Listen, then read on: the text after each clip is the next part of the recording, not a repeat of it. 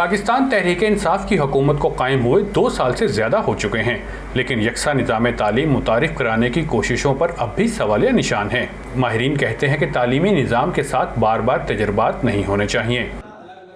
جب کوئی حکومت بدلتی ہے، پہلا نشانہ تعلیم ہوتی، محکمہ تعلیم۔ اگر سکھانا ہم کچھ چاہتے ہیں تو ہمیں یہ دیکھنا ہے کہ وقت کی ضرورت کیا ہے، اور کیا ہم میں اتنی ہمت ہے، اتنی صلاحیت ہے، اتنی اخلاقی جرأت ہے کہ وقت کی ضرورت کو محسوس کرتے ہوئے، وقت کی ضرورت کو سامنے رکھتے ہوئے کسی طور اپنی قدروں پر ہم کوئی مصلحت سے کام نہیں لیں گے۔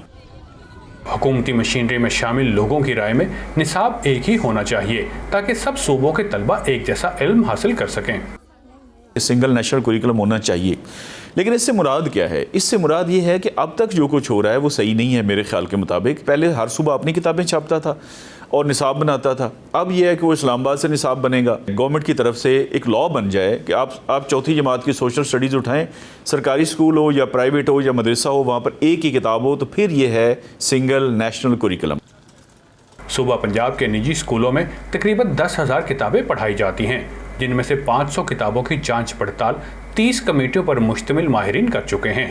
ان کی سفارشات پر بورڈ نے پہلے مرحلے میں 100 کتابوں پر پابندی لگائی ہے، جبکہ دوسرے اور تیسرے مرحلے میں مزید کتابوں پر پابندی لگائی جائے گی۔ پنجاب ٹیکسٹ بک بورڈ کے سابق ایم ڈی اس تاثر کو رد کرتے ہیں کہ ان تبدیلیوں کا مقصد تعلیمی اداروں میں ایک مخصوص سوچ کو پروان چڑھانا ہے۔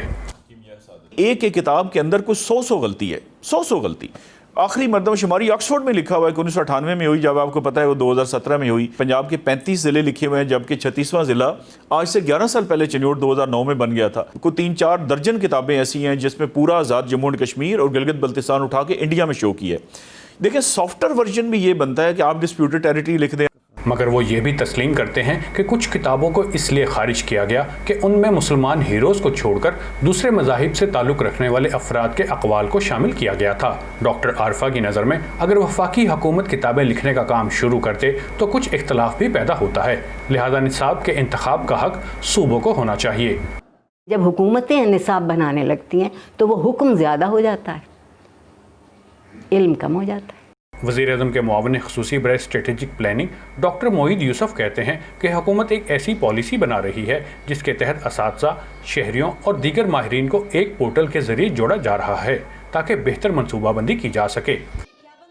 ہمارے جو ایکسپرٹس ہیں وہ انکلوسیو ایک نیچر کی پالیسی کے تحت وہ فیل کر رہے ہیں کہ وہ انکلوڈیڈ ہیں، وہ ان پٹ دے رہے ہیں، اور پاکستان کا ظاہری بات ہے ہدف یہی ہے، سب کا گول یہی ہے کہ پاکستان کا فائدہ ہو، تو جتنی مضبوط پالیسی میکنگ ہوگی اتنے اچھے نتائج نظر آئیں۔ پاکستان میں نظام تعلیم ہر حکومت میں ہی موضوع بحث رہا ہے، جس میں بار بار تبدیلیاں کی گئی ہیں، لیکن ماہرین کہتے ہیں کہ سلیبس کو اس طرح سے ترتیب دیا جائے کہ طالب علم جدید علوم سے روشناس ہو سکیں۔ ضیاء الرحمان، وائس آف امریکہ، لاہور۔